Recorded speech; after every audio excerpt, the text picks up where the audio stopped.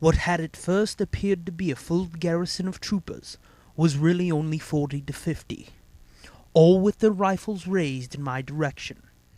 How dare they invade my sanctuary? They would get what they deserved. I wasted little time launching my assault on them. One trooper raised his arm, seeming to give an order, and I brought my blade down decisively, lopping it off just below the elbow. Normally, when a lightsaber makes a cut into flesh, human or otherwise, it cauterizes the wound. But when one is launched through a row of clone helmets, like a javelin, brain and bone explode through the back of the helmet, even as they burn. Bodies fell, and plasma emptied quickly. Just like that, in a matter of seconds, I'd taken out 12. Strangely, not one had fired a single bolt yet, but I cared not. Being of Mandalorian descent, if you could categorize cloning as such, they should not have felt or displayed any fear. But there must have been something guiding their actions, some unknown variable I could not see or sense. 2 troopers broke off from the pack, staying shoulder to shoulder as they rushed towards me, firing with deadly precision. The fools still had their rifles set to stun.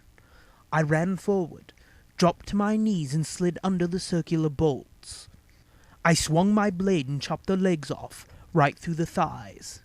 They both fell quickly, one onto my blade which sliced him in half, and the other onto his stomach. Having thrown one blade away, I had to be prudent in how I dispatched them, at least until I could retrieve another blade from my collection.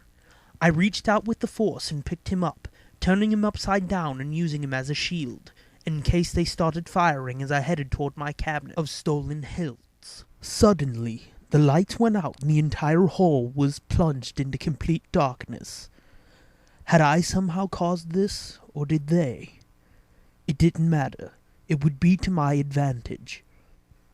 I extinguished my blade and masked my footsteps with the force, hoping to remain enveloped in darkness, but knowing full well that their helmets might have provided them with a thermal view.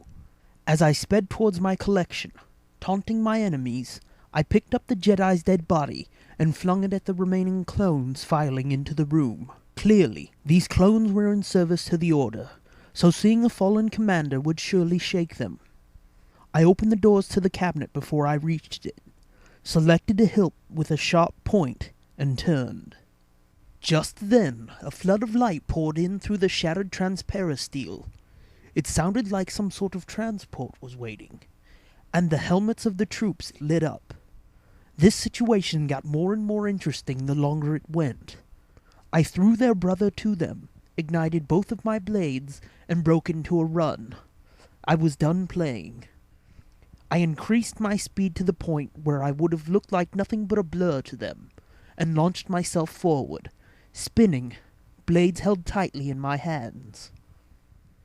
The red and blue blades looked like a hypnotic propeller as I dove into the ranks of the remaining troopers, slicing arms, cutting legs, destroying lives, everything I'd always trained for. I twisted in the air just before I hit the wall, planted my feet, and launched high up into the air. As I reached my peak, they finally began firing. But again, their rifles were set to stun. Their weakness was disgusting. Heading back toward the ground, I gathered the force around me, creating a bubble of energy. Just before I hit the floor, I froze in midair and threw my hands out, forcefully unleashing the energy I'd gathered in an incredible force push. The closest ones were disintegrated outright. The others were blown out of the open window. The few that remained were knocked to the floor. I landed and stalked towards the remaining 4. 3 stood quickly, one of which fired a stun blast. I crossed my blades in an X formation, knocked the bolt away, pulled him into the air, bifurcated him, and walked through his body like an archway. Another rushed forward. I brought my blade up through his rifle with a fountain of sparks and discharging plasma, spun around and forced my blade through his chin. I deactivated my lightsaber, and kicked his corpse away. 2 left. The one still on the ground had coloring on his armor, which told me he was the one in charge. Best to save him for last. The only other trooper came rushing forward with his rifle raised. I force-grabbed him by the head and crushed his skull within his helmet. Not a drop of blood came out of the airtight suit. Finally, the commander gained his feet and removed his helmet. He slipped his hand into a pouch on his belt and tried to speak. "Sir, the Emperor has requested your..." I plunged the pointed end of my saber hilt through his neck and pulled it out. If not for destroying his vocal cords, the flood of blood surely would have shut him up. I knew of no Emperor. As he fell to the floor, his hand came out of his pocket and dropped a mini holoprojector which skidded across to me. I bent down, picked it up, activated it, and my master, Darth Sidious, sprang to life in the palm of my hand.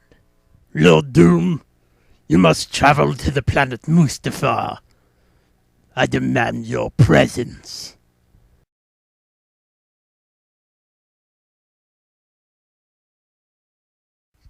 And that's when the clones on the transport brought me to you. I recorded this report en route, my master. "You have done well." Thank you, master. "A shame it has all been a waste." Master? "Lord Doom, there is another." Another... I'm sorry, master. I don't understand. Another what? My lord?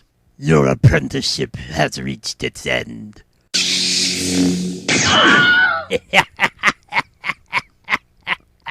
Come, Lord Vader. We have much work to do.